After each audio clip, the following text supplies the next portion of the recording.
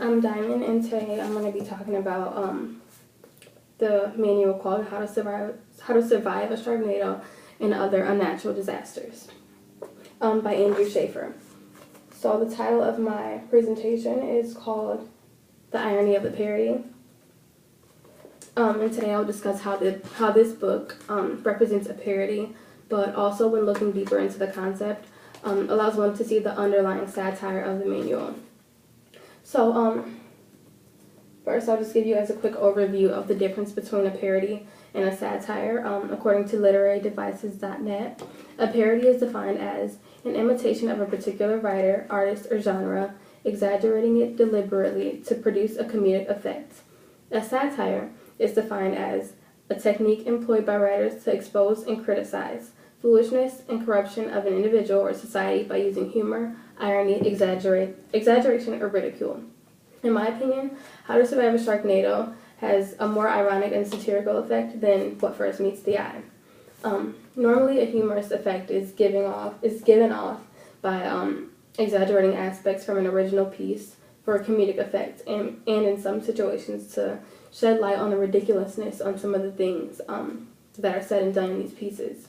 A lot of times these exaggerated points also shed light on the things that might have otherwise been overlooked in the original piece, hence the irony of the parody, which leads to it being called satire. The fact that it's made for comical purposes definitely does not overshadow its ability to ridicule and kind of poke fun at the ideas of these original creators.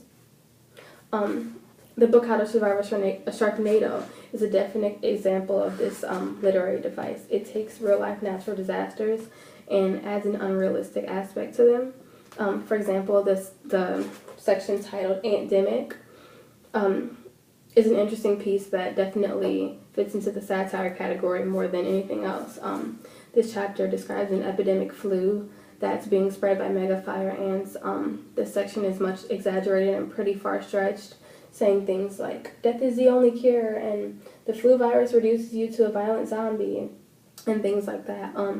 This section on an epidemic such as this seems to kind of mock the way that the media portrays epidemic outbreaks. Our media frequently tends to use these epidemic outbreaks as sort of an open season for airtime. They continue to talk about the dangers of the disease and give all these symptoms that could definitely fall into a pretty broad category of disease symptoms. The Ebola outbreak of last year is a good example of this concept also. During this time, there wasn't a news station or newspaper that didn't talk about Ebola and how important it is that people avoid contact with someone who might be showing symptoms of Ebola and things like that. So I have a video here, and it's included in the PowerPoint, which I will provide a link to if you all want to follow along. And I'm just going to show a little part of this video. I'm so excited, finally October. My favorite month to be Charles Nelson Riley. Wait, I'm not going to show the video, but I'll include the link. The video just basically is a parody of a news report that talked about how the media portrayed Ebola and like made this huge deal out of it to kind of cause chaos and fear for the public. So I feel like this kind of relates to the way that Andrew Schaefer in the chapter Antdemic, he kind of is like poking fun at the way that that people talk about different types of epidemics. Within the survival book, another chapter called Cataclysm, it kind of parodies movies that include giant mutant insects or animals who are deadly killers. The 2013 sci-fi and horror film Arachnia, for example, is about a group of people being attacked by these huge killer spiders. The spiders have these ridiculously huge mutated bodies and this like unrealistic super strength and invincibility.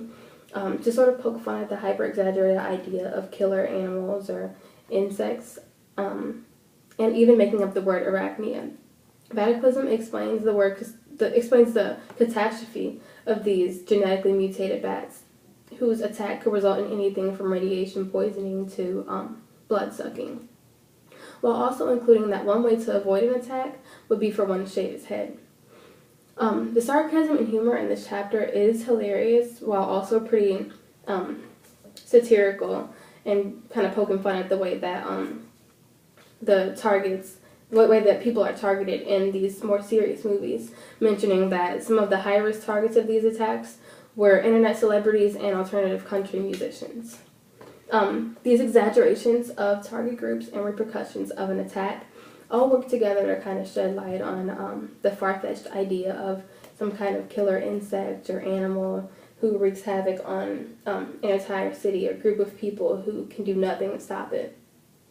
So that also goes into the idea of the irony of the parody. So the Sharknado manual is, while it's funny, it's also thought-provoking.